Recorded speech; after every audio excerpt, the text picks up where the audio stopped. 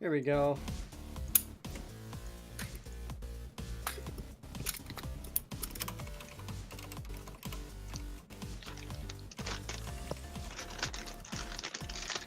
Everyone on the Halo Reddit were like, "There's a chance that the MCC can be announced for PC. It's got the PC Gaming Conference." And I mean, 505 Games is there. Yeah. In PC gaming, it says, "Don't just obey the Oh my rules." god.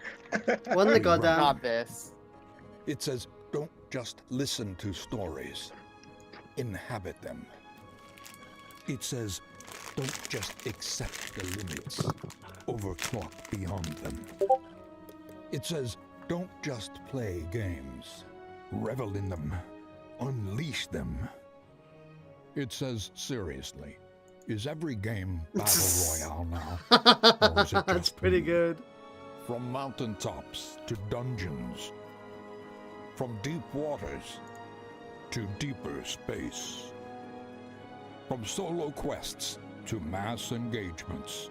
There is magic in PC gaming. Let's celebrate that magic together. This is the PC Gaming Show.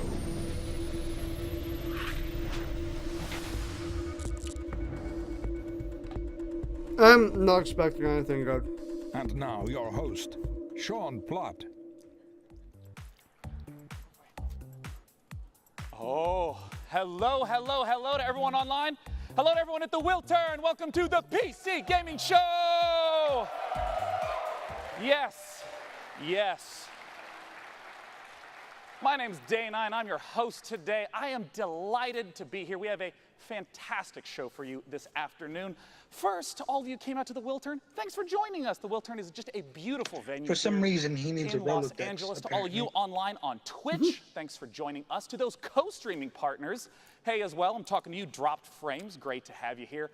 And of course, to all the wonderful sponsors that help make the PC Gaming Show come back again for the 4th straight year.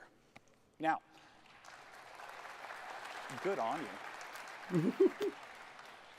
Now, I'm not the only host here this year. I have my co-op partner up in the balcony. It's Frankie Ward joining us today. How's it going, Frankie? Hey, Sean. I'm going to be up here in the balcony with a bunch of creative new PC games coming your way. From Warfare's latest update to some offbeat indie gems. Frankie, we are so excited for the show to get started. We have over 30 games we're going to be looking at across the next 90 minutes. So let's get An it hour and a underway. half? Our very first title is from Coffee Stain Studios. Their game has absolutely massive construction as well as automation. Let's take a look at Satisfactory. I know Coffee Stain Studios. I forgot what they made though. I just got to net everyone from another server, and they just said it's here. What? Yeah, I just got to net everyone from another server, and it's here. Oh no! He bought a 5-pound bag of Skittles, and he got it. He actually fucking did it. Absolute madman. Whoa, what is this?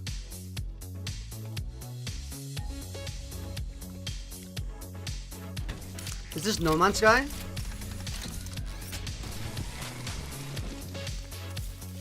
Dude, he's grabbing leaves. Grab Right, animation. fucking my life. Grab leaves.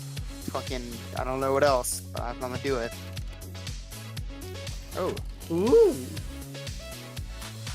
Oh. Oh, that's not natural. Don't do that. It's alright.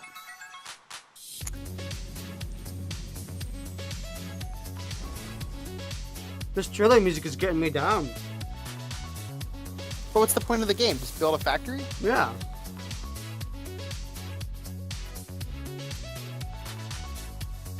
What is this? I missed it. It's a factory building thing. Satisfactory. That's actually not a bad name.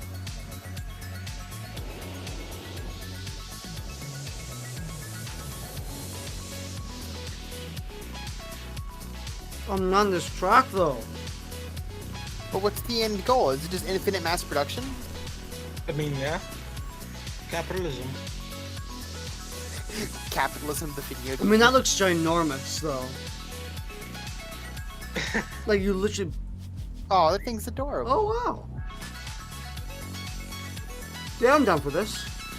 Too bad it's gonna be fed into a factory machine and crushed. Whoa. So there's PvE? Looks cool. Well, so you gotta kill creatures for resources. That does and- actually look cool.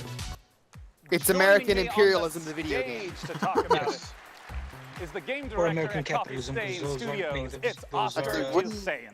Wouldn't British imperialism be a better comparison, though? Come here, Oscar. No, it's American capitalism because that's wildlife, not people. Oh. Oh. Oscar, I just What's want to the begin right difference? away by asking, what Good is point. Satisfactory all about? Oh! Satisfactory Oh, no. is essentially about building these. This is huge by the automated goat factories. simulator dudes. So you play as an engineer that's been sent from Earth. That, ex- It that is? explains. to this alien That would planet. explain the You're music. going to build this enormous machine. It was hinted Anyways, at the I'll end be of the back. I trailer gotta go there. run in Yeah, there and And to build tell that, me you what I need missed a Alright. whole when I get ton back. of parts, which Got you it. need to build machines that will make them for you. So you'll start out pretty simple with a few machines, Yeah. and then you'll just expand and expand and expand until you finally need to start cutting down trees and replace them with like more convenient concrete. And, you know, for people who haven't played this type of game, can you give me an example of what producing a more advanced resource might look like? Right. After a while, you'll need to create something more advanced, like a computer, for Yeah. example. And at that point, you'll have some copper stuff set up, your wires and cables.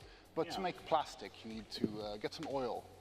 So you need to go out and you need to find this oil, Yeah. build some oil pumps and oil refineries, and set up I could be down to play this. transport with self-driving vehicles between the outpost and your factory. Yeah, and I want to talk about that scale because there's a lot of games where you build a house or a small town. How much area are we talking about where all your factories will exist? Oh, this factory will grow enormous. The main part, which will probably be the biggest, will start spreading more and more and more. Or in some cases, we'll have players just building these massive, tall buildings with Yeah. factory floor upon factory floor. But including the resources that you need to gather from basically all around the map. Yeah. So you'll have vehicles driving all over. Now, I want to ask about the first-person perspective because these types of games typically are top-down. Why first-person? We wanted it to feel like the player's the one building the stuff. Yeah, yeah. And when you've built a bunch of stuff, you can see these enormous buildings, just structures towering above you. But also when you go out and explore, you'll be the one, like, you go through the underbrush and in the jungles and whatever. I mean, in the trailer, it even looked like there's a lot more to explore, like different environments and biomes. Yeah. The map is, we that's made okay, it yeah. to make it big and varied. Yeah. Yeah, And it's little red about thing. 30 square kilometers in size, so it's kind of enormous. Wow. And, one final question. I saw multiple engineers there. How does multiplayer work? Oh, it's a co-op game. So you'll start up a server and play with your friends. Great. Now, tell us, how do we get our hands on this game? So we got a closed alpha planned in the coming months. So you can sign up for the alpha at satisfactorygame.com. And yeah, then you'll know. Well, great. Oscar, thanks for joining me on stage once again. That is satisfactorygame.com. Now, up in the balcony, Frankie, I understand you have our very first indie title of the day. We do indeed, Sean, because here's something we love about the PC platform. It's such fertile ground for creative ideas from small teams. NeoCab is an emotional survival game set in the future about gig labor, tech disruption, and the experience of being a driver for hire. Perhaps the last of your kind. From the brand new indie studio Chance Agency, let's watch the first gameplay trailer for NeoCab.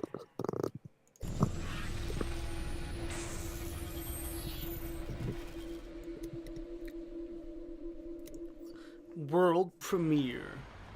Ooh. Ooh.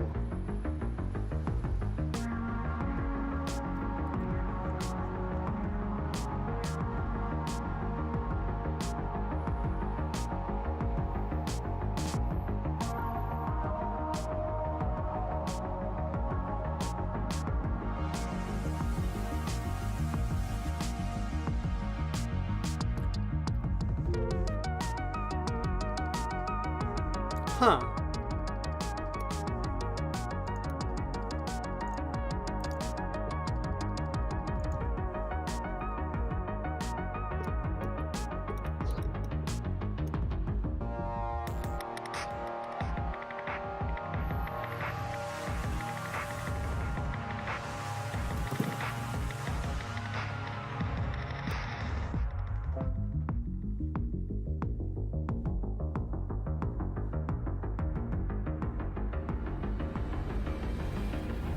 How? Weird. It's really bizarre. Now, our next game, believe it or not, is in the Battle Royale genre. God damn it. E3 2018, what do you expect? We have several Battle Royale games we're going to be talking about today because the Battle Royale format is very simple and very flexible. Players play in an ever-shrinking space until there's one last standing. So developers have already been doing all kinds of different explorations of what this could possibly be. And our very first Battle Royale game that we'll be introducing today has up to 1,000 concurrent players. It's from Automaton Games. Let's look at Royale? Mavericks Proving Grounds. Oh. Mavericks Proving Grounds. Not even subtle with that one.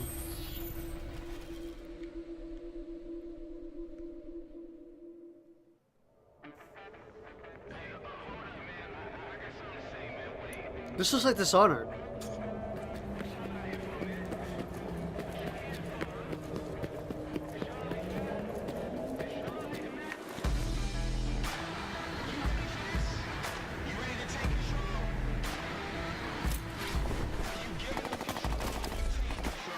Ew, that AK. Got a bunch of future shit on it.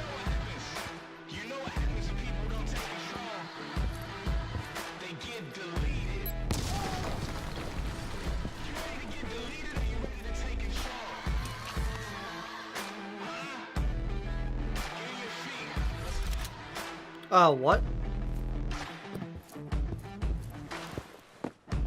Why did the gun change? Every Battle Royale game trailer is the exact same. It really is.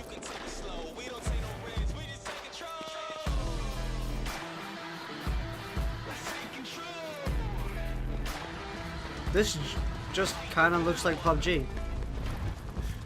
Ooh, I mean, it's got things on fire. I suppose, yeah. Looks like it's because like a lot fluider movement. Oh god, Yeah. the first-person perspective is disgusting. Didn't even aim, just fucking What? fired. Yeah, he didn't even aim. I thought that was a high point. I hope it was a high point. The problem solver. Yeah. It's a battle royale game. Yep. Joining How much me do on you know the that they're gonna stage get to talk fucking about sued? Mavericks Proving Grounds is the CEO of Automaton Games. It's James Thompson. He's so young. James, welcome. Thanks for joining us. Is he like 16 years Now, I old? want to immediately ask, He's like 12. what about Mavericks Proving Grounds distinguishes itself from other Battle Royale games? It doesn't. Yeah, well, as you said, it's a very popular formula, and you know that last man standing kind of game type is incredibly compelling by itself. But Mavericks is really about depth. You know, we've already talked about 400 players before, and we're sort of super excited today to talk about our 5-man squad mode being 1,000 players. But What? really it's about depth as well. It's about the fact that that environment is even a bigger step, the simulation. What? And those You said elements that combine 1,000 together. I wanna players. zoom in right on the 1,000 players aspect. How does that really shift the dynamic from the, say, 100 that we're typically used to? Well, it's really about combining scale with the depth of simulation. So the fact I that don't understand together, how an what you indie actually team have is a could make landscape that. means you're making decisions off a lot more information. Yeah, I mean, because you hinted at that twice now. Like, what do you mean by there's a lot more information in the Also, environment? if for 1,000 to players aren't process? currently playing, So does take the a game just concrete not work? example, right? So let's say a player's walking through the map, they'll be leaving footprints, they'll be dispacing foliage, like Oh, grass okay. bending. But you know, siege-style gameplay in houses, that's like a lot of destruction systems that sort of together make the map Yeah, there's much more of a dynamic It's like environment. a recent history of who could have been here. Yeah. You know, I want to ask about what more is in store for Mavericks Proving Grounds. I understand that this has a lot more out-game features than someone might expect. Yeah, so it's not just that session-based gameplay. You enter the game through the capital, which is our sort of persistent social hub. So we draw from the MMORPG side of things. It's really it's a full world, not just a map. You know, so it's got a persistent game type side to it too. Yeah. But really, it's about bringing this all together into something which makes a much richer MMO experience. Now, where can people go to find out more? Well, we've just launched our site right now, so if you're interested in signing up for the closed beta, you can do that now at beta. mavericks.com/closed-beta. And actually, if you register this week, you'll get special in-game content for free from E3. Well, awesome. And we have only 100,000 slots for the first group signing up, so Right on. that will give you some beta access, but Cool. I'm sure there are a lot more people than that on the stream, so quickly do that if you're interested in. Well, James, thanks so much for joining us. Once again, that's Maverick.gg. At least Our very they're next actually game trying to helps showcase the extraordinary power of separate it. modders. Frankie, tell us about it. It They're doing does something indeed, new, Sean. which is nice. On Yeah. PC, we don't just play what's given to us. We mod games to make our own experiences. And for many developers, modding is a way to turn a hobby into a career. The Forgotten City is the perfect example. Now It's introducing a standalone game that's mods. a reimagining of a wildly successful mod. In fact, the first mod in history to win a National Writers Guild Award. For the first time ever, here's gameplay from the Forgotten City. What is the Forgotten City? We're about to see. It's a mod, so it's... It was a mod. It was a mod. Ooh, survival Was a horror. mod. Is this survival horror? Because I am... I'm so sorry you had to find me like this. And worse, that you'll suffer the same fate I did. I've spent a lifetime in this place. An ancient underground city. Its existence long forgotten. Searching for a way out. All I found is a window into the past. If even one person here commits a sin, everyone will die. I tried to set things right, but whatever I did, it took me right back to the beginning. It's all up to you now. Groundhog Day. Go back, investigate, talk to everyone, help them out if it'll win their trust. Bend the rules as far as you can. Figure out who's responsible for this. And maybe you can do what I never could. Save these people. Save yourself. Ooh. At least you're worth a lot of money. Suffer for the sins of the one.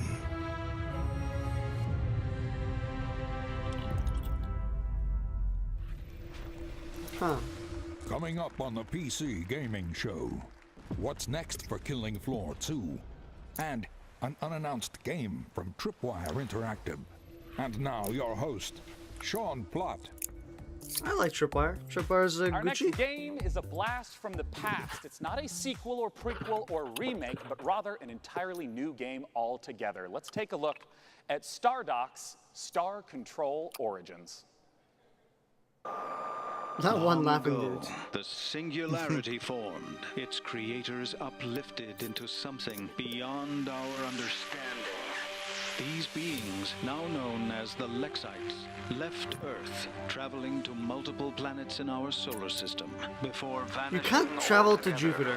This is why Yeah, you we can. are here. You go to the moons. Welcome to Well, Star the moons, I Control, guess, yeah. a state-of-the-art international space agency tasked with the exploration of our solar system and the defense of Earth. Here resides the world's brightest minds and greatest technology, brought together by a strong curiosity to discover the unknown. Help us pioneer the future. Join today.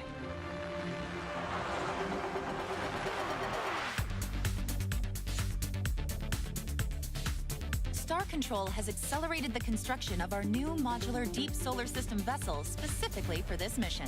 It's the fastest, most expensive ship humanity has ever made, Captain. I am Chief Viscosity Officer Windu of the Tyrone. The Scribe have evidently received traces of your radio broadcasts themselves.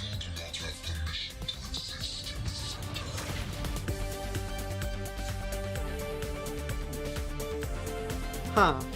So this is like the space portion of Spore, Yeah. which is like the best portion of Spore. It's the only bit I played, to be honest. It was kind of interesting because when I was younger, I really hated the space portion, and then when I completed the game when I was older, I was like, you know, the space portion is actually the best part of the game by a mile.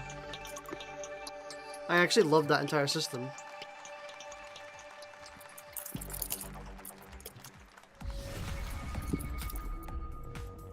Joining me to talk about Star Control is the Director of Production at Stardock, Patrick Shaw. Thanks for joining me on stage today, Patrick. Yeah, thanks for having me here. So now just tell us straight up, what is Star Control all about? So Star Control is an open universe action RPG. You can visit dozens of aliens, hundreds of different stars, thousands of different unique planets, and you can land on each and every one of them. And when you're driving around the planets, you can jump over canyons, blast critters, and then you can venture out into the solar system and do ship-to-ship combat with hostile aliens. And I want to ask, since I know that the story is a big part of this game, with it being open world, how do you make sure that the story still stays as the focus for the player? Yeah, so we're really excited about the story that we prepared for Star Control. It's funny, it's creative, but also has some dark, sinister side to it. However, what we're very proud and very excited about is we have an infinite universe. That is, we are fully simulating the entire universe at all times. So even if you're on some podunk little moon in the corner of the universe, the aliens are still moving around the universe, doing their own thing, exploring and interacting with each other. So it's not just like at a planet, there's the same town whenever you visit it. It depends on how the simulation has driven it forward. Right, exactly. So this is this infinite universe is the glue that connects my story, my adventure, to the larger open galaxy. That's awesome. Now, I know modding is going to be a big part of Star Control Origins. How does the modding work? So what's your favorite science fiction show? Probably Firefly. Yeah, so what would you think of making Firefly Season 2? Shit, that's a lot of pressure, Patrick. His favorite show is Firefly. You're putting me on the spot on stage right now, yeah. We have a week to do it, so. But anyways, in Star Control Origins, you can create your own ships, your own planets, your own galaxies. You can package up your adventures and share them with your friends online. So someone else can take care of Firefly Season 2. That's up to you. Now, last thing I want to ask about is how multiplayer works. Right. So in the game, we have ship-to-ship combat, and that turned out to be so popular in our early testing. They're like, we should make this a separate gameplay mode. So we did. We called it Fleet Battles. So you can create your own ships. You build them out of different pieces and parts. You attach different weapons and defenses, and then you go online to play them. You can either play local multiplayer, 2 people on the same machine, or online, ranked online play. Where can people go to pick up Star Control Origins? Well, right now, Star Control Origins is available for pre-order on GOG and Steam. Well, lovely. Guys, definitely be sure to head over to starcontrolgame.com and check them out. He has a lot of things he has to read through. And one more thing. We are happy to announce at the PC Gamer Show that Star Control Origins is launching on September 20th, 2018. Look for it on September 20th.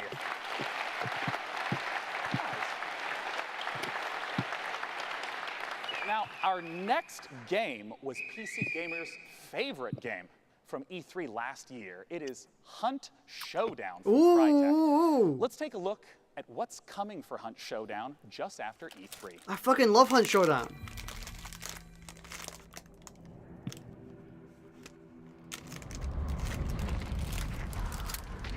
It's such a good game.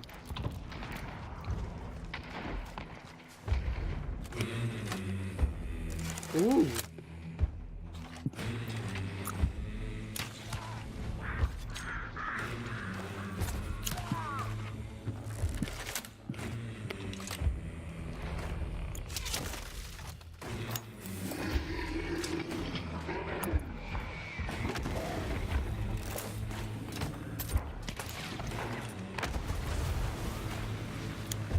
Look at that Mosin, by the way.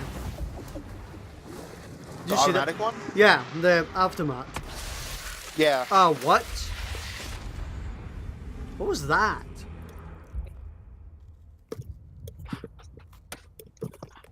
I am here with Guy from Skydance, who's here to tell me why fighting in massive mech suits is not about to go out of fashion anytime soon. Guy, now Hellfire, in fact, sorry, Archangel was originally a single-player narrative game, but Hellfire, this new edition, what changes is that going to make? Well, players really loved the single-player narrative, but they all kept telling us the same thing. They said, we really want it multiplayer, and we want it off-rails. And we kind of thought, that's a completely different game, but let's give it a shot. And so we got a crack team together. They put something really special. We got 4 maps. We got 6 different mechs. Tons of weapons where you could just blast through the environment and other mechs alike. And it's really just an amazing experience. You can zip around in your mech. You can tower over others. It's just something special that I think you can try right now. Is this coming out of early access? So you just said we can try it right now, but you've got the full version launching soon, right? Correct. Yeah, it's coming out in July 17th.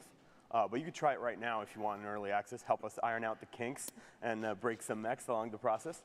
I am no good at ironing out kinks, as I think people at home can see, Guy, but as a heavy mech woman, I can't wait for you to be my light mech wingman in that 2v2 PvP. So let's take a closer look at Archangel Hellfire. Let's do it.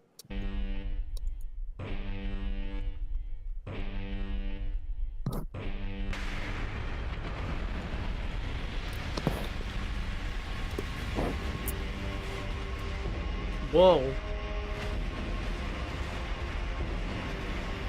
Wait, is this in VR? This is in VR. It is? It looks like it. Our next title is one I've been looking forward to for quite some time. It's from the makers of Sherlock Holmes, and it's a delightful looking Lovecraftian mystery. It's called The Sinking City, and joining me to talk about it is the community manager at Frogwares, Sergey Oganessian. Welcome, Sergey. Thanks for joining me today. Thank you. Yeah, you've earned a handshake. Yeah, you Welcome nailed that to the stage. pronunciation. I love that you lie to me so kindly. You know, I want to ask right away, The Sinking City, you know, there's a lot of open world, third-person type games. What makes The Sinking City different from what a player might expect? Well, I mean, The Sinking City is an open-world action investigation game inspired by Lovecraft. And we believe that these three elements already make the game pretty unique. And you know, when I say that you can be a detective in a world, in a supernatural world full of mystery and, you know, cosmic fear, like, I really mean it, because investigations are really at the core of The Sinking City. Yeah, I mean, I know there's a lot of games in the open world genre that are focused on action, but you say investigation is at the core. What are investigation mechanics? What does it look like? So the first thing you should know right off the bat is that we are not going to offer any hand-holding for the player.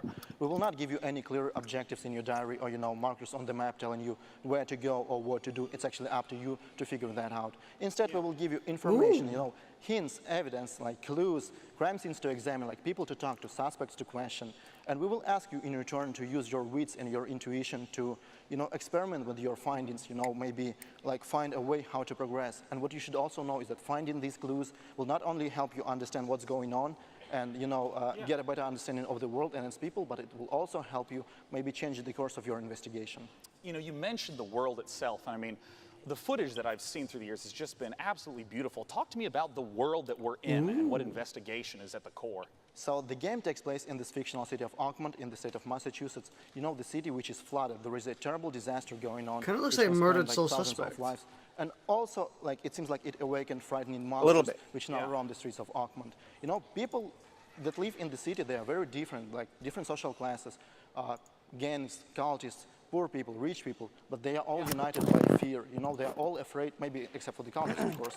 They are all afraid that, you know, for their lives because of the flood, because of the monsters. And, you know, we actually want to understand what's going on. We want to understand what lies behind this ostensibly supernatural flood. And what's even funny is that while everybody is afraid, nobody wants to leave. But this is kind of a different story. Yeah. Well, I mean, we've talked a little bit about the story world and how it's inspired by Lovecraft. What about the game mechanics? You've mentioned the sanity mechanic in the past. Indeed, we do have a sanity mechanic which directly impacts gameplay.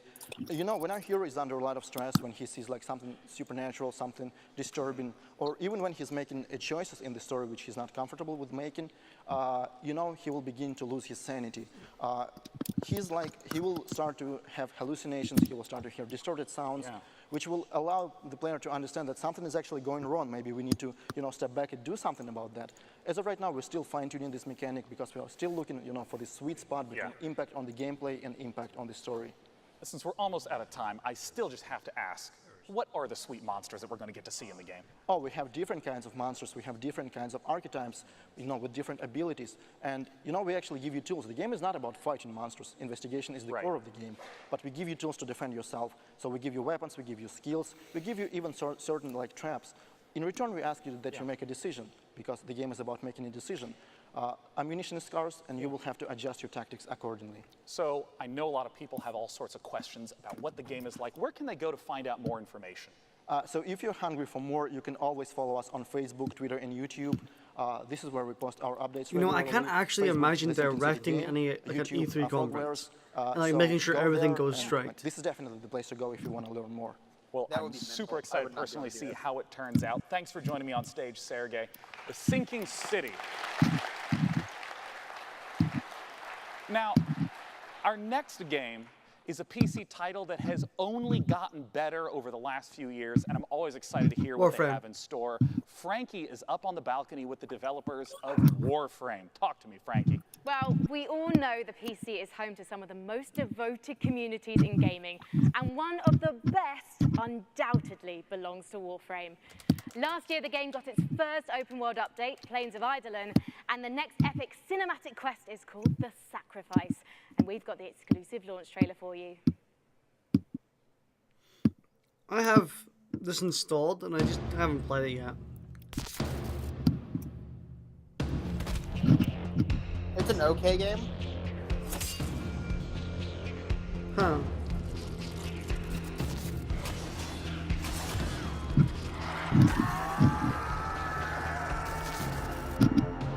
All you want. It won't bring him back.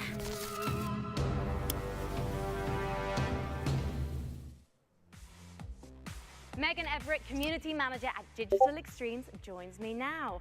Megan, tell me more about The Sacrifice. So The Sacrifice is the latest installment of our cinematic quest. It continues a story that we started in The Second Dream, continued with The War Within, and then Apostasy Prologue. So at the end of last year, we kind of they showed off a Lovecraftian investigation left game them with a bit of a plot twist. Oh, I'm wait, not are they going to done? spoil it for people who want to maybe catch up. Oh, but what I can say is that obviously from the trailer that you saw, the wait for Umbra, the 3-year wait to the Umbra Warframe is finally over. The creepy guy at the end of the trailer there, Ballast, plays a pretty big role in this quest. Yeah. And Oh, again, so are not they gonna showing spoil a off lot, the Sacrifice? But I can say that it's coming this week on PC. And you guys are actually currently waiting, well, as well as the update, you're working towards TennoCon right now. Yes, so it's going to be another big year for us, and I'm really excited for it. Well, let's take a look at last year's event to get an idea of what TennoCon is all about. What do you think the mega reveal at 10 Live is going to be? Can you tell me anything about this Umbra thing It's that's maybe insane to going me on that or whatever? specific games can have like their own conventions.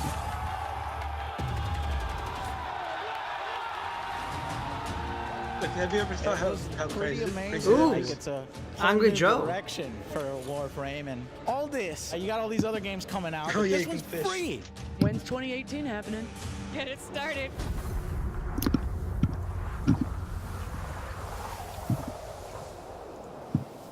Given that the community knows you as Auntie Megan, Oh, God. it must be huge for you to be at TennoCon. TennoCon is really special for really everyone that works at Digital Extremes. The developers pour their heart and soul Have you guys seen into the what one we did for TennoCon. registered, and like the 1 million I know for me, registered it was losers literally clip like from the best day of my entire Warframe? career.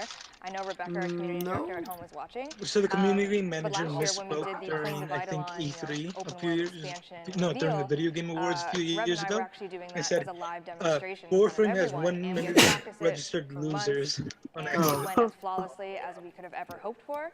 And we actually, like, as people were cheering, Of course, it went pitch over black well, on considering stage, that Reb the and I look at community each other and we just kind of basically fist bump loves and the both started community crying manager because we because didn't she's the crash the voice of the demonstration. Lotus. And So if you it's actually pretty funny. if you watch 10 Alive this year, if you're there, you can definitely probably count on some tears and some emotions because it's a really big day for us. So basically, bring tissues, right? Bring tissues for yourself, for me, for everyone involved, because there will be some tears probably. But if you can't I guess get that means to TennoCon, somebody's because unfortunately dying. it is sold out. How can Also you known watch as it the online? Lotus. So Probably not. on twitch.tv/Warframe, you can definitely check it out. And PC Gamer is also hosting as well on their Facebook and Twitter. And you get free stuff by watching Twitch? You do. So if you want to link your Warframe account to your Twitch account, and all you have to do is watch and you get some free stuff. Fantastic. So that's happening from July 7th, and you'll be able to watch TennoCon live through PC Gamer's Twitch channel and the Facebook page. Thank you, Auntie Megs. Sean, it's over to you. Thank you, Frankie, and thank you, Warframe. The next name is one I grew up with, Sega. They've become a prolific publisher of Japanese games known for their fully featured ports, especially beloved by this guy on the left.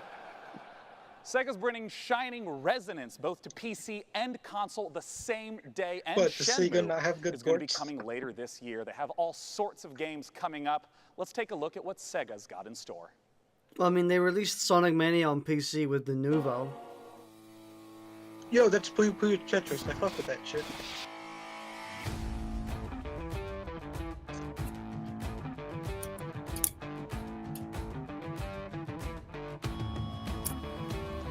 Give me that. Oh, the porting Shenmue.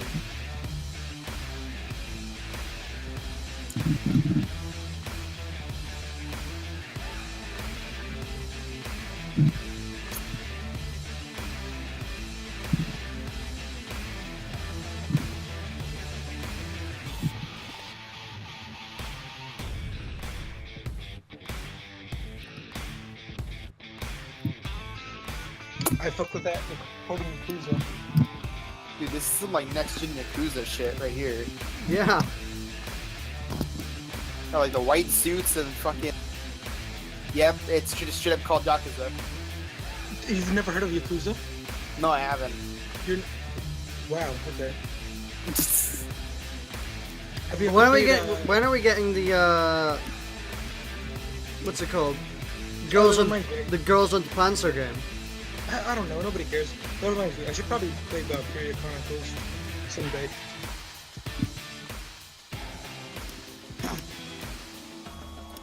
Inaccurate. They don't have guns in Japan. Everyone knows that. Oh, so yeah, Yakuza's pretty stupid at times. Like, Yakuza is just... I think it's like one game that just lets you access like other games, and there's like a fighting mechanic for some reason in an arcade game. That's basically what the game is. Fucking beautiful. Like, there's just one character that will automatically... Yakuza 0 is available for pre-order right now and will be releasing on Steam in early August. We hope you've been enjoying the show thus far. We have so much more great stuff to come. Let's see what's coming up at this year's PC Gaming Show. Coming up on the PC Gaming Show, a new publisher reveals 3 new games. And yes! the first ever gameplay footage of Overkill's The Walking Dead. But it's Overkill. And How now excited your should host, we be? Sean. No, dude, I fucking love Payday. Like, but it's gonna be nothing like content. Payday though. No, but the problem is Overkill. Our next They're guest not is a regular great. here at the PC Gaming Show, having attended What? all 4 years. Frankie's with us Yeah. up in the balcony. It's Tripwire. Sean, if you are anything like me, Yo, you what if they probably give us, like, need to Rising let off Storm steam stuff? every once in a while. And I personally can't think of a better way to do it than by kicking back and tearing up a load of monstrous enemies. Nope. It's kind of man. either that or pushing the Would've office been cool if he had photocopy out of gotten, the window. And I, for one, prefer the option that keeps me and freaking- everyone here in a job. With that in mind, I am thrilled to welcome Bill Monk from Killing Floor 2 back to E3. Hi, I'm pretty excited. I'm pretty excited to see what's for Killing Floor 2. Listen to that applause. Yep. They all want to know what the latest from Tripwire and Killing Floor 2 is. Yep, we've been really busy working on Killing Floor, and we got 4 major updates that are coming out this year. The first one we dropped in March, and we're getting ready to drop the next one really soon. Coming tomorrow, Bill. What's involved? Yeah, so we're bringing the summer sideshow back, but this time we're mixing circus freaks with steampunk in a really fun, exciting way. And we have a really cool new system that we're adding. It's called the Weapon Upgrade System. And with this, there's 73 different weapons that we have in our game, and each one you can upgrade it and make it viable for late play. So it really adds a lot of creativity to your loadout. So I'm really excited to get that in people's hands. So you can make your boy guns big. Yeah. Good. Well, thank you so much for joining us today, Bill. Let's take a look at the trailer for Treacherous. I wish I Sounds upgraded the on weapons in more than Sideshow. just statistic ways.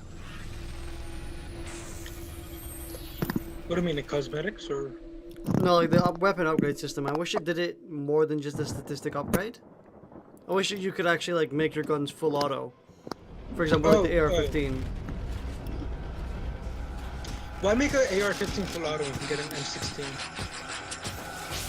Why get an M16 get a fucking ghetto-ass palm-rated Glock? MS Queen Victoria, ladies and gents. Ringleader Lockhart speaking to you from, well, someplace very safe, yes. You helped me escape that fray at my beloved Steamland, but now I need your help once again. I've got to get to my island in the channel. Now, listen up. I don't know how, but these blasted circus freaks followed us on board. I think it's time to put on a show, yes, of daring deeds and horrendous bloodshed. Oh, for me! My mechanical children have turned against me! Blasted traitors! Careful, lads! They're tough! Even removing the head won't put these rebellious robots down!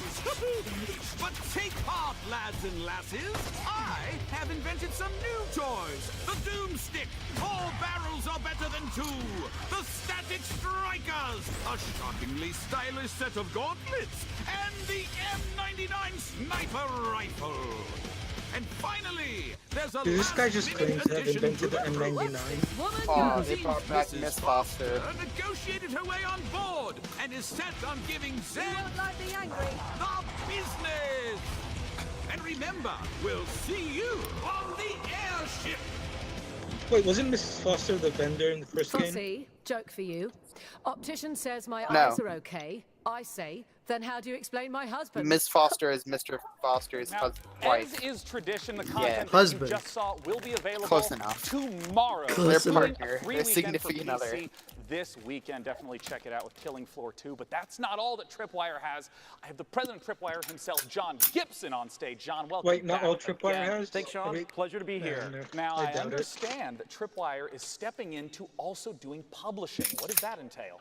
That's right. So, Sean, it's really challenging for developers right now with the thousands of games that are coming out every year. Yeah. It's really hard to get noticed. And then you have the traditional publishing deals.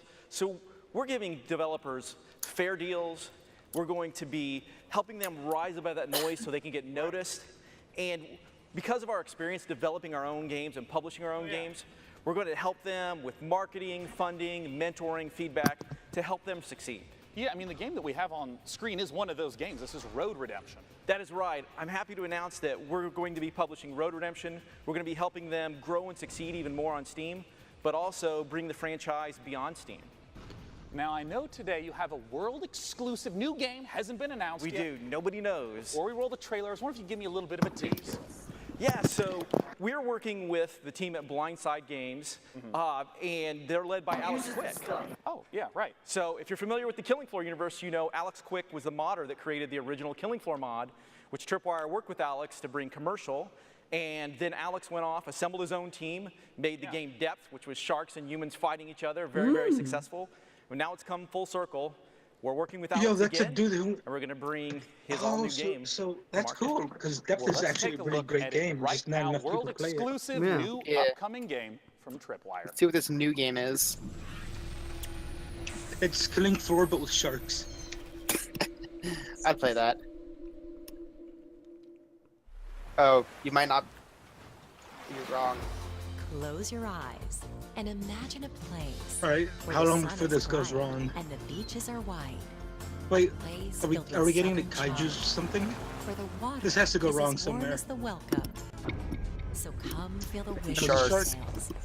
Kick The back sharks. and relax. Enjoy Fucking the shark local RTS. cuisine. Your dream vacation is waiting for you here on the Gulf Coast. Ooh. Oh. Is this Goat Simulator but with sharks? I would actually be okay with that. Go to maneatergame.com now to book your vacation. Operators are standing by.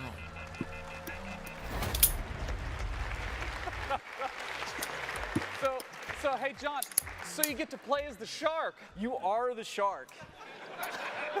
It's, This is I an just went open on the world website. A action single player. RPG He just where said you it. play as a shark, or as we like to call it, Oh my a god. shark PG. Oh my god. Okay, so do you like upgrade and improve the shark? Is there like skill trees? You do. There is a shark A tale skill of tree. revenge. Experience a compelling tale of revenge.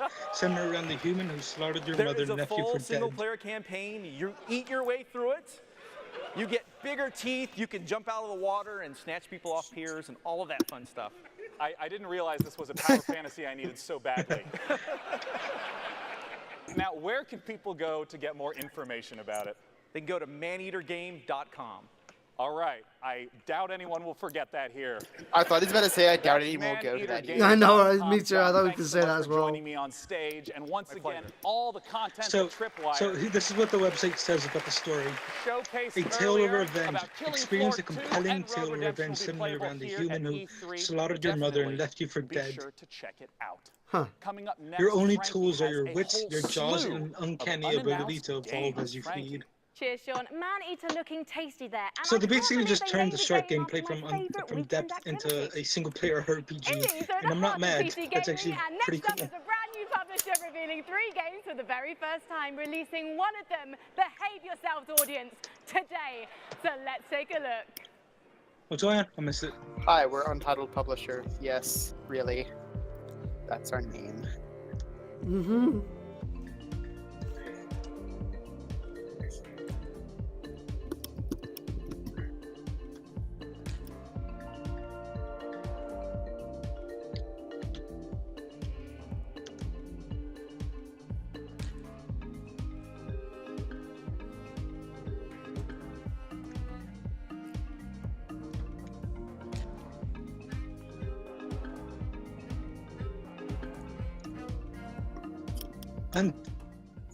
Okay. I thought that was the Undertale font for a second. I was getting scared. I thought they were just gonna list their games like that. I'm like, I was reading as untilted because I'm illiterate for some Oh, reason. this looks cool. This looks cool. This looks cute. What is it? It's a fighting game?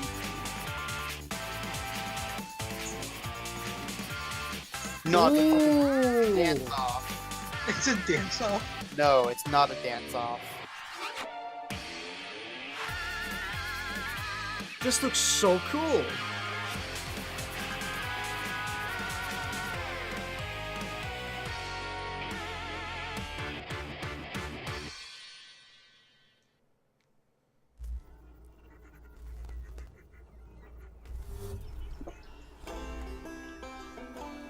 Oh man, I can't hear a banjo without thinking of cultists. Relatable. That soundtrack is just too good. Turn it. I love I'm willing to bet. I'm willing to bet this is the one they're gonna release right away. Oh. Oh.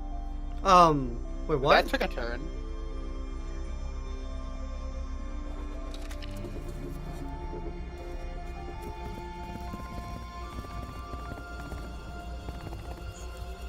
What?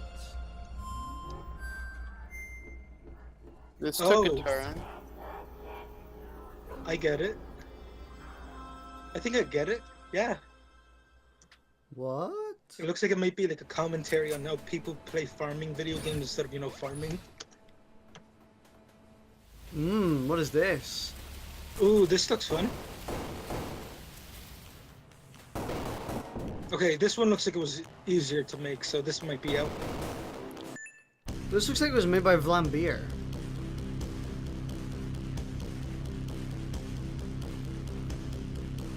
I want the first one though. That's the one I really want. Yeah. But it said 2019.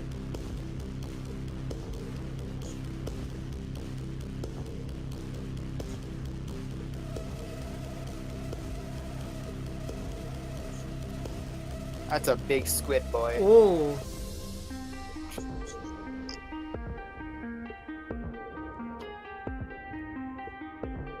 Yep. That's the one that's available. All these games look like must-plays.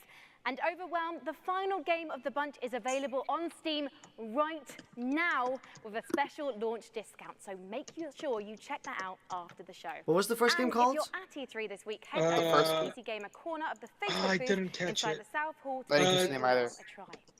Right. Next up, it's time I'm gonna for see if the all to Untitled take a Publisher has holiday, and where better Yip-de-doo. than a virtual resort with We have a truly website. I'm gonna check their spectacular website. wildlife. Back again this year are friends of the show, Frontier Developments, with a unique take on the park management. Yo, genre. so Overwhelmed is I only am, of $8 course, right now, talking about and Jurassic its full price is World 10. Evolution. The long-awaited game is out tomorrow and lets you build your own dinosaur-stuffed tourist trap. What could I'm possibly gonna go paste the wrong? link in the chat. Is that okay? Unleash the Sure. Goldblum! Yeah, that's the one that's out right now. It's on sale for $8. think that things are going to Yo, turn out F-Dev. differently, huh? These are developers of Elite Dangerous. Well, the ones before you. Oh, did too. Frontier, yeah. Because they believed that they were in control. I think he uses the same engine as Elite Dangerous, which, incidentally, I'm actually playing right now because I'm grinding. Here's the thing. Humanity is desperate. I'm at 427 million credits right now. Deceived by the illusion of it.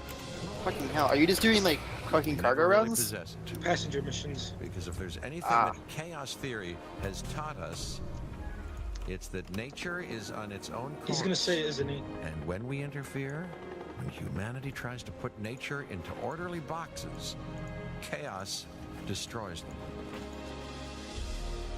Dude, the And Undertale what publisher makes us website such is down. Unique creatures is knowing the scope.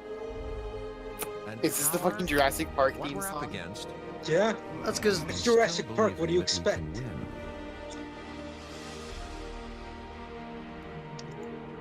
I know, however, what I would predict.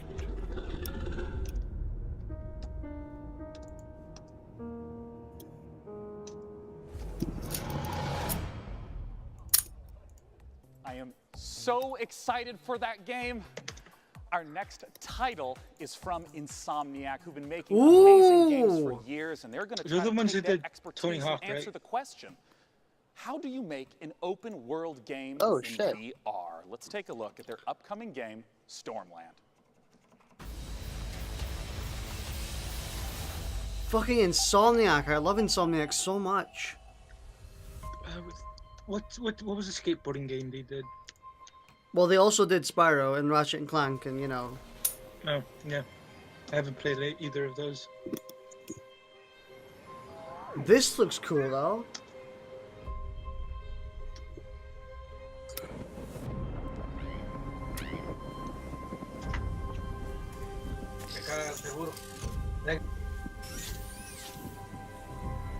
Ooh. Oh no. Fucking rip little robo dude. This looks really cool.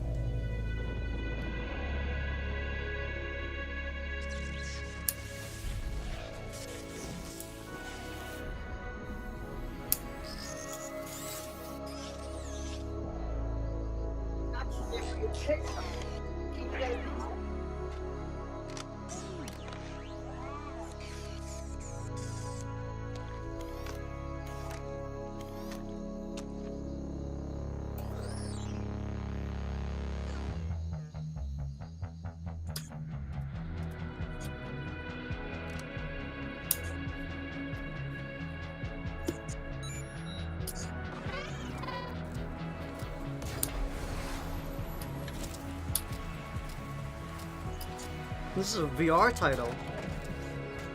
I can't wait to rip my arm off in VR. That would be cool, honestly. So they said there is an open world VR title. Yeah. Whoa.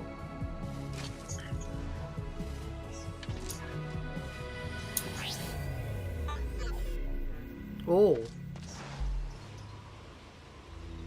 Was Twitch freaking me No, out I there? think that was on purpose. Okay, okay. That was a weird transition, is what I'm saying.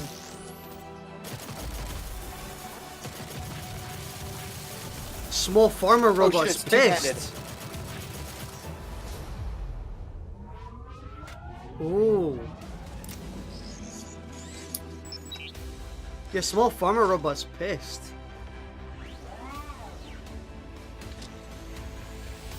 Yo, it's multiplayer. Oh my lords, so it is. That's a big boy. Ooh.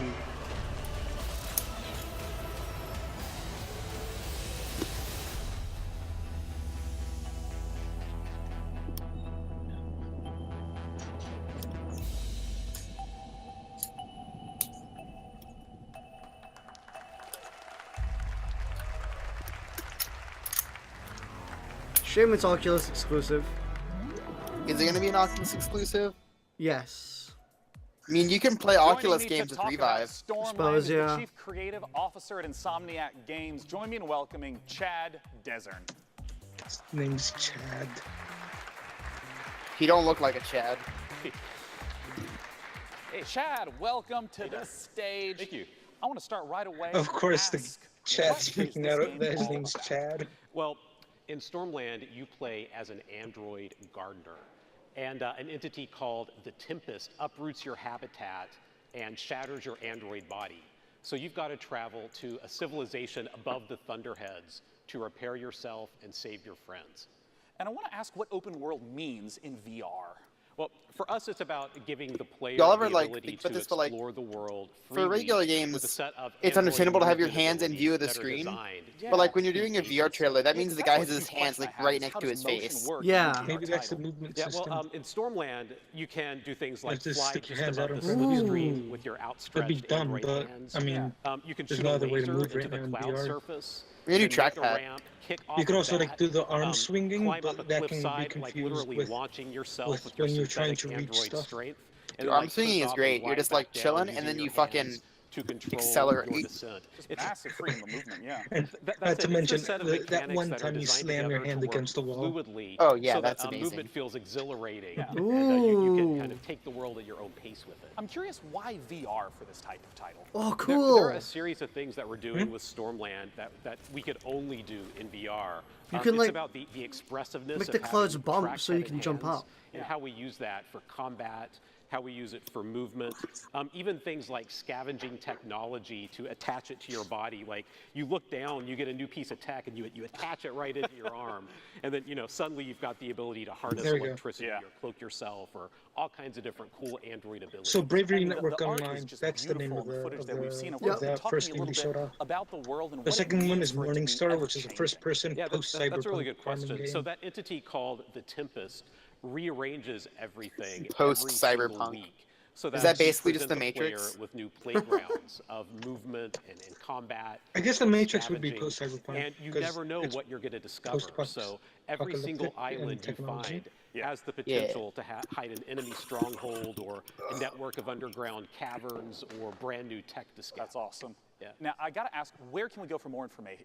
Well, you can stay tuned by watching the I'm gonna Facebook post the and Bravery Twitter Network with website in at the chat. Stormland VR, or you can check us out at insomniac.games. I'm really looking forward to it. Thanks for joining me, Chad. Once And again, send to, oculus.com/Stormland so for that more I don't information. lose it. Frankie's up in the balcony with our next Then I'll absolutely pin it gorgeous so I don't looking lose it. indie title. It really is, Sean, because next up we've got a first There, look problem at solved. a new game from publisher Raw Fury, a neo-noir detective drama Oh, featuring there's a the bird. Paris cabbie who finds himself drawn into a world of crime. Sacré Roddy Bleu. Yes, I speak French. I can't wait for this one, so let's take a ride with the trailer. Again, Christian, which bird is that? The same one. Don't you have like 2 or 3? Yes, but it's only one that makes noise. Ah, is that the fucking sun condor or the budgie? Sun Condor. Ah, You wouldn't be able to hear a budgie from the other side of my house. What is this? Isn't it like a detective thing? Ooh, I'm digging the soundtrack.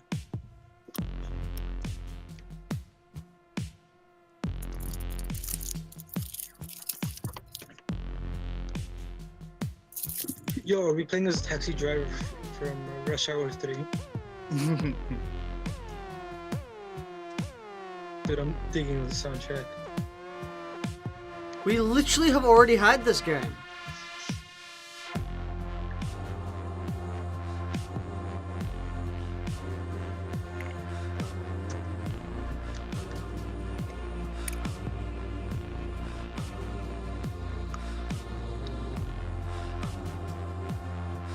Crazy taxi. There was already a taxi game that looked almost exactly the same, except it was in a cyberpunk world. If you like that last game, you'll definitely love our next one. It's from the exact same publisher, Raw Fury. It's an open-world, narrative-focused game. with Raw Fury incredible and art before style. Let's prequel take a to look Kung Fury. at Sable.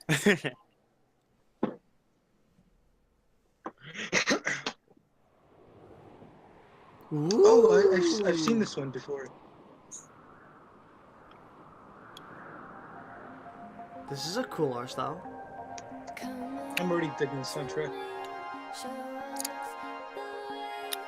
Ooh, what the heck is this art style? This is so cool. You know what it looks like? It looks like somebody turned off like certain settings. It's a bit hard on the eyes, for me at least. I think it looks fine. It looks fine. It's just that it's messing with my eyes a bit. Ooh. Reminds me of Borderlands. I love super artistic, pretentious shit like this.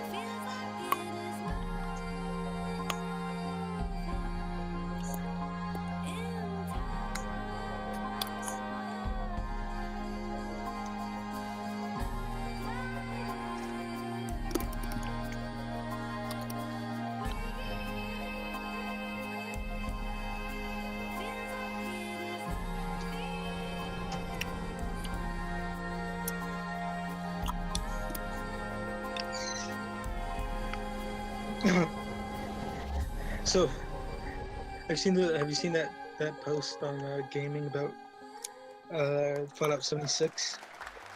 Joining me to talk about Sable they have a entire place core based off of development team on the stage. Gaming It's Daniel subreddit, Feinberg and it shows the map, and it's an area of the map called Toxic I want to Valley. immediately ask, what kind of game is Sable? What can we expect?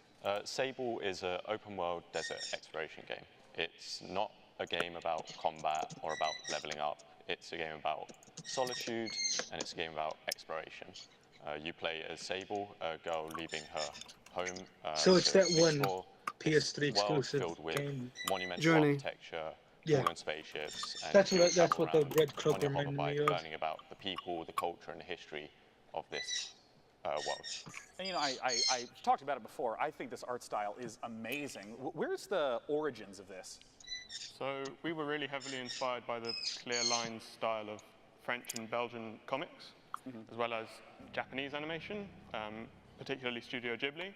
So we really want to feel our players to feel the same sense of wonder that you get from watching one of their films. And so from the very beginning, we knew that we really needed to nail the visual style. And yeah, so we put a lot of Dude, he sounds time nervous as and fuck. effort into our rendering system, and yeah, we're really pleased to be able to show it to everyone. Yeah. And I mean, I know that you two consist of most of the core development, the art and the programming. What about the music that was in that trailer? Yeah, so that was a new track by Japanese Breakfast. Oh, yeah, the T-shirt. Yes, of course. Yeah, right. so she, Michelle, she is doing the soundtrack for the game. Hell yeah, that means there's a soundtrack that's probably going to be released. Right now. It's incredible to have her on It all just came together so beautifully in the trailer, and I know that you guys are really regular about updating, blogs, sharing what's going on with the development. Where can people go to find more? So they can go to our Twitter account, ShadowXReg and ShadowXDan, or to sablegame.com. Lovely, gentlemen. Thanks so much for joining me. Once again, the name of the game is Sable. Our next title is one that has been in development, even showing up in our very first PC gaming show. It's Cloud Imperium Games still hard at work on their title, Star Citizen. Bloody brilliant. Can we skip this? Can we skip this? We know that their game isn't going to come out this year. There's nothing new. You know it's a problem when I'm playing a game that's its competitor, and the same developers have already made like 2 other games.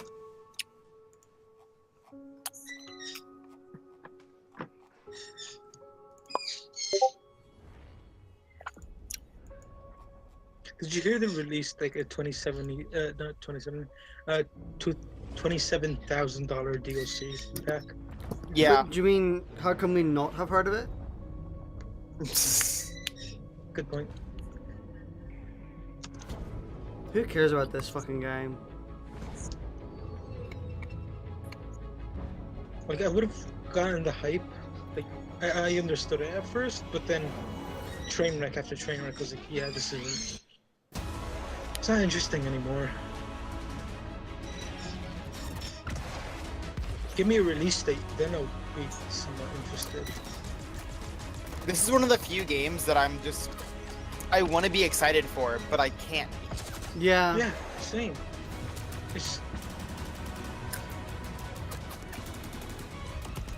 When it comes out, though, it's either going to be a huge disappointment or the best space game of the fucking decade. I'm already ready for the class action lawsuits.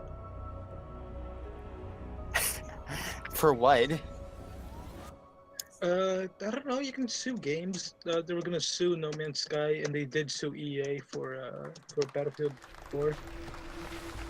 Coming up on the PC Gaming Show, all new gameplay footage of Just Cause 4. A closer look at The Walking Nobody Dead, cares about Telltale the games final anymore. season. All new gameplay footage of Hitman. And now your host, Sean Plott. So is it just As we now do gameplay? each year at the PC Gaming Show, in addition to talking about games, we're also going to talk about some of the upcoming hardware trends. To join me in talking about it is the Senior Brand Manager from Acer. It's Eric Ackerson. Thanks for joining me up here, Eric. Sean, really excited to be here. Now, I just want to straight up ask, what are some of the big trends that consumers can be expecting right now? Well, right now we're developing some new products, particularly in the display space. We want to take the experience to the next level. To help with that, one of our new products is the Predator X27. It's an incredible gaming display. For instance, it's 4K and 120 hertz refresh. Ooh. The users can overclock to 144. But what really takes it over to the next level is the inclusion of G-Sync HDR. You know, I hear a lot about HDR. Can you explain a This little is probably more going to be the in most detail what that is and what that expensive means? fucking Well, there's quite a bit that goes into it, but for the purpose of this monitor ever. conversation, the fact that there are 384 individual backlit zones, so the backlighting can be individually controlled, really bright, very dark. When I come it back makes to it, a they talk better about ray contrast tracing or on something? screen. Each of them are They're talking about a new individually monitor controlled. these The dudes are brightness of the making, which screen is like going to be far the most above a expensive typical thing ever display. created. Typical, you're looking at 300 to 400 nits. We're looking at 600 with the Predator X27 with a max of 1,000 nits. And you know, some of the titles that were showcased That just sounds now, like a slur. there's a wide variety of some photorealistic, some with a really iconic art style. How does HDR contribute to that big range we see in gaming? Well, one of the big things that helps is the color gamut that's available with these displays. We're able to do 99% of the Adobe color gamut, so it's better representing the vision of the art director. Yeah, and some of the games that you see on screen that support HDR, Mass Effect Andromeda, Far Cry 4, Ni no Kuni 2. Again, you won't see them in HDR right now unless you have an HDR monitor. It doesn't work that way. We can't just stream it to you, but you know, it brings me to That's one not of my how next screen tearing questions about works. PC gamers tend to have a huge range of possible budgets. What are the different sort of products to look for at those price ranges? Well, I mean, we cover the gamut from very simple and to the point to high performance esports products or multi-view surround multi-display products, but we also go really crazy sometimes. We decide, we put our engineers to the test. What can you do if you have no limit? So one of the projects we've worked on is something called the Predator 21X. This is a 21-inch curved screen laptop with a mechanical keyboard, two graphics cards, science, materials. We did a really good thing. But you know what? To be serious, not just to joke, we actually have to ship this with a Pelican case to protect the laptop, and it sells for $9,000. What? A Pelican case? We sold every single unit we could make. So we cover every spectrum of gaming. You know, you brought up this Predator laptop, you brought up the Predator monitors at the start of this segment. Where can people go to hear more about or even pick one up once they stop being sold out? So that's the good news is that anyone we're shipping buying now. this Our is just customers, partners are selling them. The bad news crazy. is a few have already sold out of this new Predator X27 monitor. I believe Micro Center is still in stock. Amazon will be in stock again soon. Well, thank you so much for joining me on stage. I don't know. I Eric. could go for a new monitor. Frankie is awaiting in the But balcony. this one our costs very like next title. 1,000 to 2,000. PC has always been the Yeah, but then I wanted a new platform monitor for a long crazy time. Ideas. In our next game, You never know. One, you build and manage a space vessel, farm resources, deal with terrifying alien infestations, and explore a vast, randomly generated universe. Oh, and you can take DNA from the aliens you encounter across the galaxy, splice them with members of your crew to create new life forms. Just a typical day at the office. Let's take a look. Greetings, Commander. You have been sent to Quadrant Alpha 1. The mission is to find a new home for the crew on board of this ship. Expand your I remember ship seeing this. and explore the galaxy for resources. It's changed a lot. Ooh, well, that's a TAC-12. Feel free to experiment with They were holding a DNA TAC-12 and shotgun. alien abilities to Yeah. maximize crew efficiency. Ready your weapons.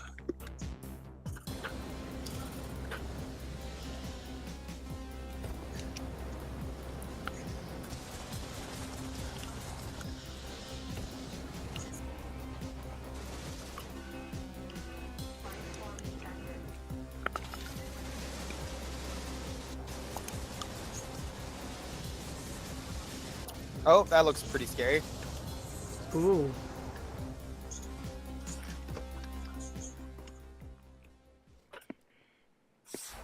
Now, if you didn't catch the pre-show quiz, you might be wondering who my buddy is.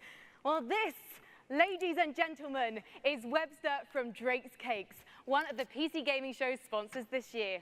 And he's got a cool competition for you, the Drake's Cakes PAX giveaway. Oh yes. PAX is a gathering of PC and tabletop games, concerts, panels, exhibits, and tournaments. It's like a 4-day LAN party, festival, workshop, and concert rolled into one. The very lucky winner will enjoy a trip to PAX West, including 2 tickets and a free trip to Seattle. So if that's you, hit me up on those dates, because I am free. Webster, my man duck, this is very generous of you indeed. And by entering, guys, you will get a discount code to get your hands on some delicious Drake's Cakes available on Amazon. And if you're at E3 itself, don't forget you can meet Webster in person at the E3 Concourse Walkway, where he'll be giving away Drake's swag and tasty treats all week.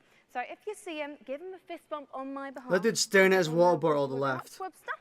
So if you have ever dreamt of spending a weekend knee-deep in one of Earth's best gaming festivals, visit pcgamer.com/Drake's Cakes and enter now for a chance to win and hang out with Webster. All right, Webster, all this hosting has got me a bit peckish. How about we look at a trailer for the next edition of Clay Entertainment's beloved survival series, Don't Starve, Hamlet. Ooh, Clay.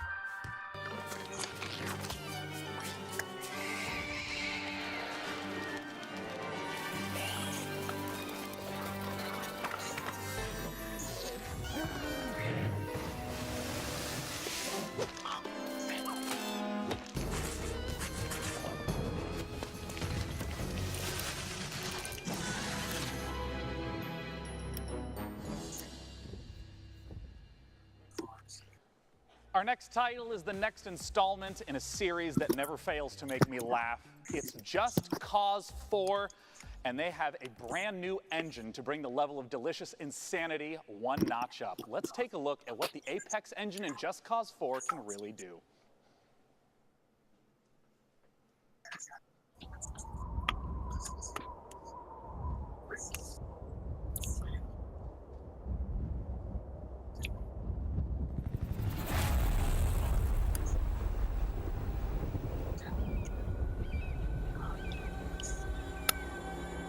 Oh hey, it's Team America 4.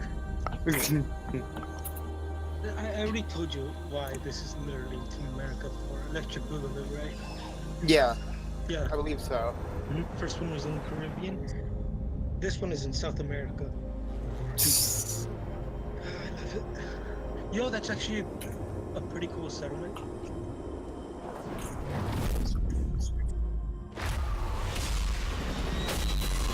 Ooh.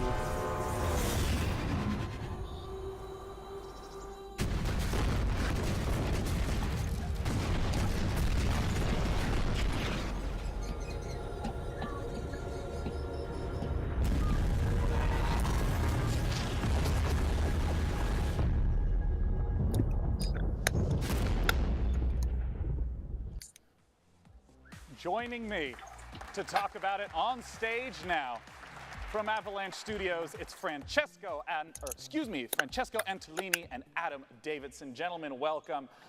Talk to me about the tornado. It's fantastic, isn't it? So it's a very nice piece of tech. It's not just beautiful, but thanks to Apex, it's also a bad boy that actually works. It's fully physicalized. Yeah. This means that it's roaming the world, wreaking havoc, and it's not just like a background piece. It's actually impacting the world This before is you. just cause, man. You go there and you play with it. Yeah. You know, throughout the trailers that I've seen, it seems to be a lot of different environments that are available throughout. Can you talk to me about those? Yeah, I mean, one of the most important things to us with this installment of Just Cause was bringing a lot more variety into the game, and that extends to a lot of things, but certainly the biomes of the game. So instead of one kind of region of, like, say, southern Italy, like we had last time, now you have lush rainforests, deserts, grassland, and even alpine biomes, all of which, you know, are rendered beautifully with the new Apex engine. Now, something that's very important to me is some of my favorite features from Just Cause 3. Can you talk to me about, like, the wingsuit and the grappling hooks? Like, are those coming back in Just Cause 4? Everything you love from Just Cause 3 is back. Good. But everything is also just better. There's more to do, more to discover. For example, the grappling hook is completely customizable. The combat model has been completely reworked, redesigned, enhanced, or new weapon, new enemies, new AI.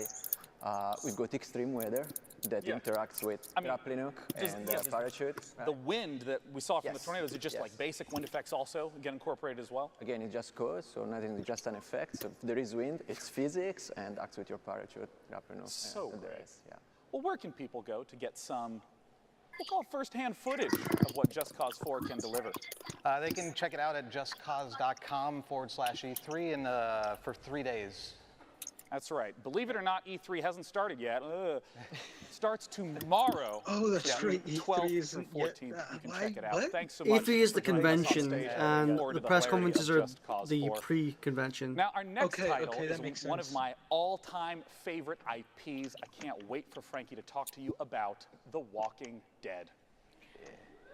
Overkill Software and Starbreeze are the creators of Payday and That one Payday guy's 2. me. Therefore, it goes without saying that these studios are some of the most talented makers of I'm glad we're finally shooters. seeing gameplay And of the this next game one they is kept set in teasing a for like familiar but new 3 years. apocalyptic Washington, D.C. Here's the first gameplay footage for Overkill's The Walking Dead. And keep your eyes peeled for the release date. God, I hope this is I don't know. good. This is Overkill. They're the ones who screwed up driving in a racing game engine. Well, this is in Unreal, so I know, but I don't know. I'm just saying the use of talented for. Well, it's not Overkill developing it. Overkill's publishing it. We were so many things. Husbands and wives, doctors and teachers, writers and architects. But when the world ended, all that ended too. Think.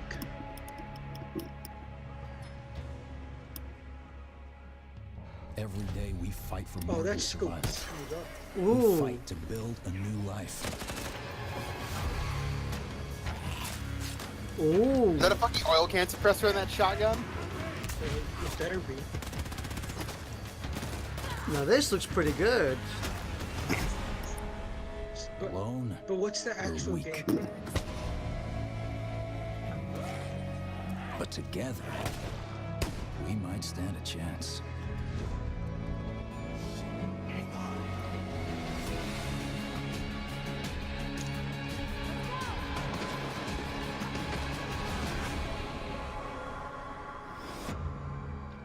See, this still doesn't have me excited. Yeah.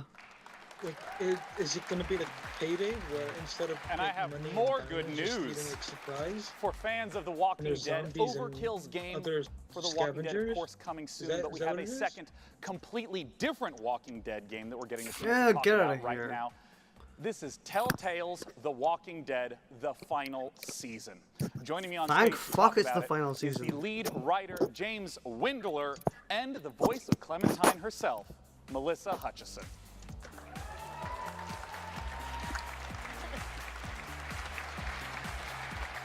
Sean. Thanks for joining me on the stage. Our pleasure. Thank you. Now, I want to ask right away for Of played through course, one of the three first things in seasons chat of The I see Walking is Dead. In not terms of the black. gameplay, what's some of Hey, the Michael. familiar and what's some of the new? Okay, so for people who don't know Telltale, we are a story-based company. We focus on narrative. I'm tired. We've had our roots Go to in sleep. The old school point-and-click adventure games, but we've developed our own cinematic Well, style dude, anyways. and almost a signature mechanic, like our choice wheel. Yes. And that's all familiar. That should, the choices branch the narrative. What's new this year? We have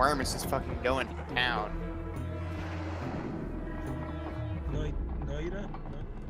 Noida? Sure. I'm absolutely putting that on my wish list. Our next title is one that's very near and dear to my heart, as it is the spiritual successor to one of my favorite childhood games, Theme Hospital. Joining me to talk about it are the two founders of 2 Point Studios to talk about 2 Point Hospital. Join me in welcoming Available Dr. when it's done. Webley and Dr. Carr. Fucking nice. Wow. Great suits. I know, I gotta ask, as two fully trained medical professionals, how does one run a hospital in 2 Point Hospital? What's going on with the mic? What's going on with the mic? Wait, oh my gosh, is the stethoscope eliminating your microphone? Oh, you know what? We do this every year. Come here, talk to me. Okay. How do we run a hospital?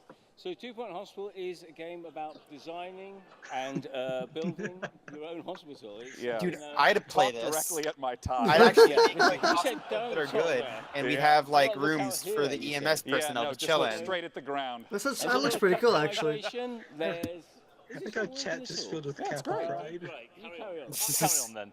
Yeah, a lot of customization, a lot of interesting characters in our world, which with all these different characters, we had to come up with some really interesting illnesses and cures for them. And you have fun in 2 Point County, exploring different regions and people with different ailments. And that don't look like a cure. This is real. We actually researched this. It's a certain element. And also you can train people. You can train your doctors to be better, your nurses to be better, do research. The man's got a pot on his head in the top left. Cures. Yeah. Oh, so he does. Sorry, I didn't know if your mic was working. If this is ER simulator, that'd be great. Tell me about it. Like, what is the sort of late game? Are people pissing sort of themselves? experience that you'll be playing through? Because this looks like it's quite deep into the running of a hospital. Yeah, this is later on. So you start off and you're researching and you're training up staff, you're diagnosing illnesses, and you're hopefully curing them and making money. And No, that guy's head is a tiny skull. I see this malady. Yeah, I see this malady called turtle head. Can you explain a little bit about what that is? Yes. It's when the head becomes so shrunken, it gets stuck in the neck orifice, just pops out slightly, and it has to be extracted. And Mark, how's it get extracted? Oh God! Maybe. Oh no! We've all been there. I know. This is one where a little bit of suction always helps. He's fucking dead. Yeah. Now, a little bit of suction always That's helps. actually a real illness. I mean, now I had to ask about something that I think every young man has to deal with at some point. Monobrow patient. Oh my God. Well, monobrow is follically enhanced. Yes. Problem. We've all been there. Yeah. I haven't. No. Okay. But it needs to be diagnosed and cured pretty quickly. Oh shit! It ran off. Fester, Oh, and, yeah, I just you read might the description shed for a bit of hair. from and in unpublished. fact, You can pull shit. You It can. will actually leave the body, and it needs to be Overwhelm is an action horror got rid of before the health inspectors arrive. It looks like the This monobrows are fucking looks multiplying. cool. They breed they're big breeders. The monobrows. they like, Monobees. Oh they shit! like You have to, dirty yeah, you actually. places. Oh God! Disgusting. Kill streak. So you've got to keep your Kill hospital streak. clean and well maintained. Yeah. Otherwise, they're going to breed, and you'll have a trouble. I want to ask about sort of how the game evolves over time, because Theme Hospital was very mission-based. How does the experience of running a hospital change as the game goes on? Yeah, so once you've started your first hospital, it's a pretty simple affair, and then you move on through 2 Point County. There's different regions. There's a cold region. There's warm regions with contagious diseases. And, there's poor regions, there's rich regions. Yeah. So we've got volcanoes. Yeah. In fact, We've got all sorts of wonderful, weird effects can happen in different parts of the So world. you might struggle to manage your hospital empire because a volcano went off nearby. Yeah, it's about spinning plates, isn't it? You've got everything set up nicely, and then Something curveball's happens. thrown at you. So. Well, I'd love to know more information about when 2 Point Hospital is coming out. Well, we're coming out to fall, and you can check us out by going onto our Steam page and hopefully wish listing. And we're coming later in the year. We're told to say that. No. Well, I'm personally, again, really looking forward to it coming out. Thanks so much for joining me, Doctor and Doctor. Thank you. Talk about 2 Point Hospital. Now, our second Battle Royale game of the afternoon takes a fantasy RPG-esque bent, and you may have even seen it getting streamed on Twitch in the previous Realm week. Royale. Let's take a look at Hi-Rez's Realm Royale. God damn it.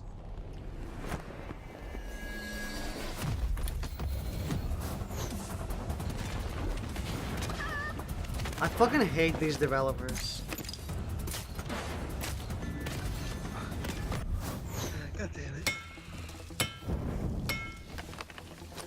Wow, it's not even like... This is literally just Fortnite. It actually is. I hate these developers so much because they just copy trends. Joining me to talk about Realm Royale is the executive producer at Hi-Rez Studios. It's Rory Newbro, a.k.a. Dry Bear. Mr. Dry Bear, what separates Realm Royale? Dude, his forehead is humongous. His chin, though. It's a good question. So before you go up into the air, He looks like a determine where fucking you land Ken on the doll. map, you have to choose from a list of fantasy He reminds me of like a classes Fallout mage mutant. or hunter or assassin, and specify your unique playstyle before you land. Smooth skins, god damn it. So the engineer will be more about bunkering down, putting up shields, putting down turrets. The assassin will get behind. Wow, I've lines never and seen stealth, this you know, game sniper before. rifles, targets, and the warrior will just jump in there, What? throwing axes and being crazy. You know, some of the streams that Megamind! seemed like the abilities, not just Oh my the God. defined It stuff. totally Talk to me about does. How the ability mechanics work? Once you choose a class, it'll come with a set of abilities, and you'll actually be upgrading these during the match. But it specifies your playstyle. He's got the forehead. Including abilities as well as armor and Mega that come Man. out of chests. Okay. You'll start equipping that He's and got a determine the paint in playstyle blue. you want, and so you can just really specify. And you know, you Especially mentioned at the this a little angle bit. I've he was seen it on standing stream. Talk to me about crafting in the game. I mean, how does crafting work? Oh, in so you a don't get game to where kill him, there's it's turned into a fucking constantly chicken. shrinking Well, you get to placer? kill the We're chicken, really but they excited about can this. So actually straight move across the map, while. there are places called forges, and so once you go to the forge, you'll collect shards from disenchanting loot you find as you're going about. And you'll use these shards to start crafting legendary gear, very powerful pieces that everyone will want. Yeah. Once you start the forge, a smokestack will appear above the forge, and everyone comes over to It's like fight. a mini objective, even. Big team fight. So I know that Realm Royale is currently available for free on Steam, but I hear that you have some goodies people can check out that are E3 exclusive. That's right. So free on Steam. We're actually out for less than a week now, and we were already number 4 on Steam charts. yeah, so and this week at E3, through Mixer, if you stream on Mixer and you're playing, the streamer that gets closest to the Crown Royale will enter into the hype zone, and so everyone will see you on. You'll be featured on the main page of Mixer. You'll have a chance to win the Jailbird chicken skin, which is our first piece of cosmetic. It's a little chicken with like a little Jailbird like prisoner outfit and just box around. It's hilarious. Yeah, and if you That's don't know actually the chicken really cool. mechanic, So- seriously, please look it up right now. Wow, Rory, that's- thanks so much for joining I me on never stage thought to of talk that about before. Realm That Royale. they could Once do that again, where- it's for free where on Steam right depending now. on how you're Our doing, you next can game get is one exposure that on was the shown website at like that. last year's PC Gaming show, and never- Frankie has that's some actually updates really cool. of what they've been up to. Yes, John, as you may remember, our next probably game never is gonna be made by used a again, core but team it's of pretty cool. just 2 people. It's called Ooblets, and it's a farming and creature collecting indie inspired by Pokemon, Harvest Moon, and Animal Crossing. This fresh trailer features a first look at their unique combat system, along with plenty of cute ooblets and environments. Let's take a gander. Ooh. That orange one doesn't look happy. Angry. Is it a... Oh no. Hands off. Oh, okay, never mind. This is the cutest game I've ever seen in my life.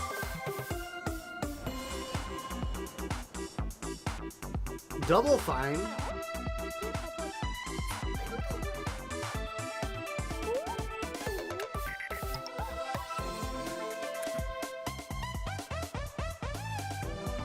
They synced up the plants changing to the beat.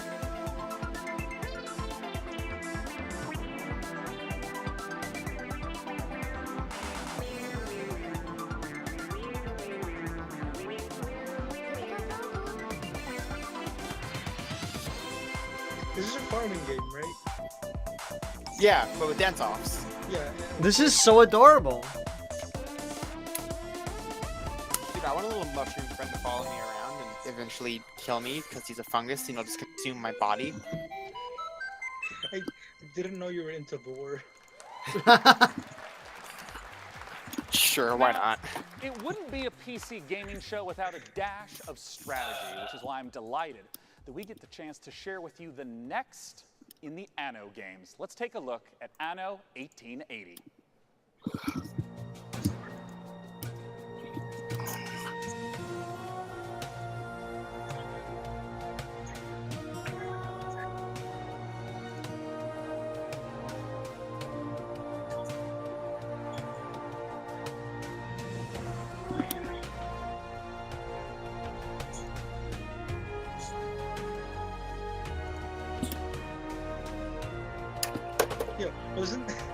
What was the whole thing about behind Age of Empires? It's like some guy asked Bill Gates if they could make another one, and then it got made like 2 years later. Make another what? Age of Empires game. Like Bill Gates was on an AMA, and one guy was like, "Yo, so when's the release date for the next Age of Empires game?" And then he wrote like a pretty good amount about why he had so much fun with it, and it'd be great if there was another one. And then 2 years later, it was announced. Gentlemen, welcome to the stage. I want to begin right away by asking, for people who haven't seen or experienced the Anno series, what are these types of games like? Yeah, well, Anno 1800 is PC only. I like how you say PC only. And it's kind of mixing city building together with economic simulation and naval warfare. And at its core, it's a sandbox game. So you have a vast amount of freedom to explore, explore the world and build huge cities. And I wonder if you could talk to me a little bit about why the choice of the 19th century for this game. Well, the 19th century it's such an interesting and rich era. There was so much happening in this era. Yeah. So we had two industrial revolutions. We had major scientific inventions. And also big social changes, and also the creation of the big imperial empires. So it's a really rich era.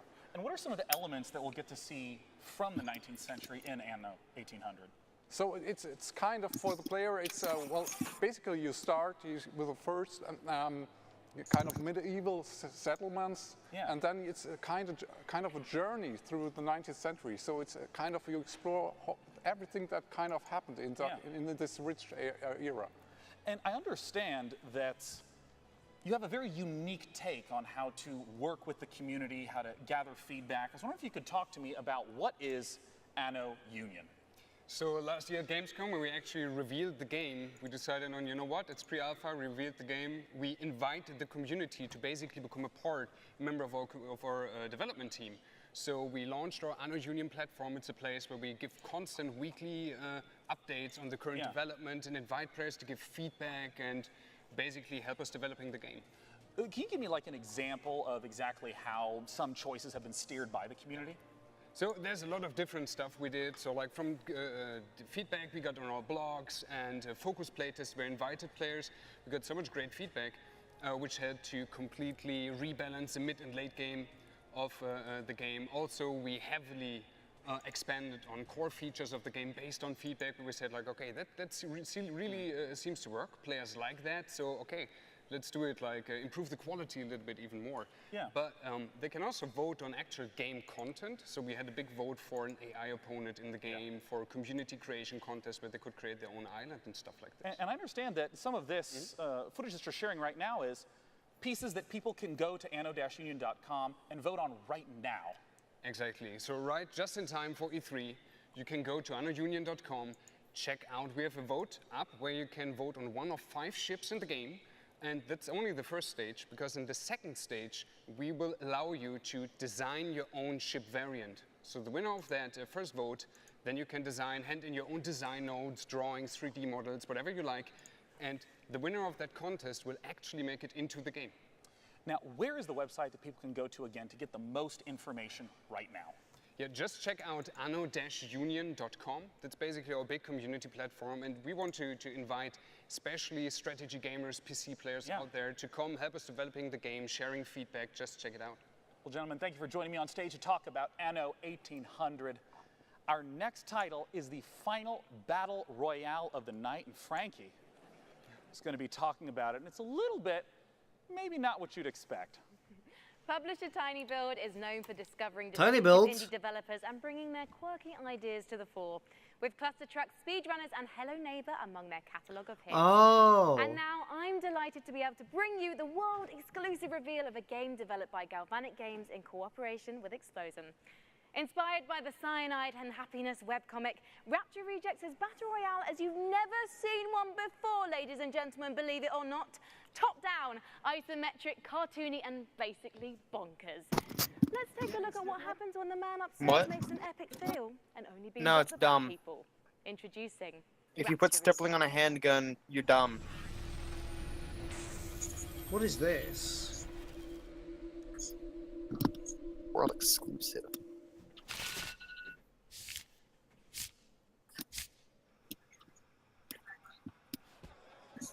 Dear God, every day I strive to be closer to your light. The dude in the background's me. What in the goddamn is this? Judgment Day, that most holiest of days, comes upon us, when you bring all the good people to heaven, that I may live in eternal glory by your side. Amen.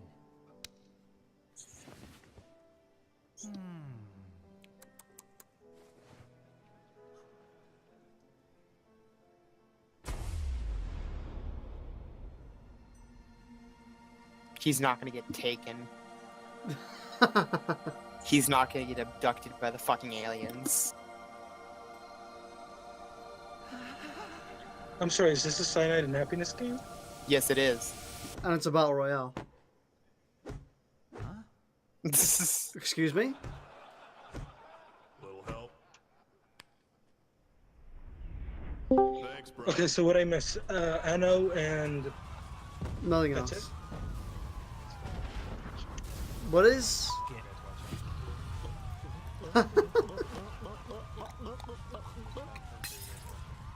PC gaming. Rapture Rejects. Now I got it. Ooh. This is a Cyanide and Happiness game.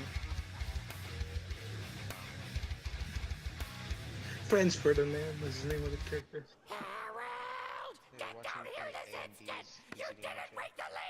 Smell you later, you old Oh, fucking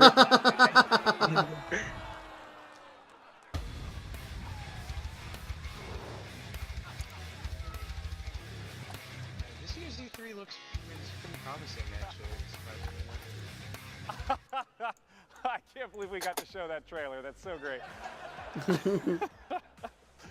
Our final game that we'll be showcasing this evening is from perhaps the most famous stealth action franchise in gaming, the Hitman series. Let's take a look at a brand new trailer from Hitman 2. Oh yeah, Hitman. Oh, that guy just got fucking bodied. Oh. How does nobody notice a sniper from there?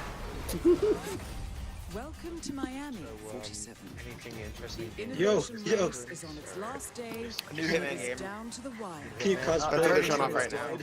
I already knew about the new Hitman game because I got an ad for it on Steam, surprisingly enough. Yeah, so did I. So... Wait, so if you're playing it, if this map is Miami, can you cosplay as Mr. Worldwide? Hitman style? Can you cosplay as Mr. Clean? Is this guy? Hold on. Oh!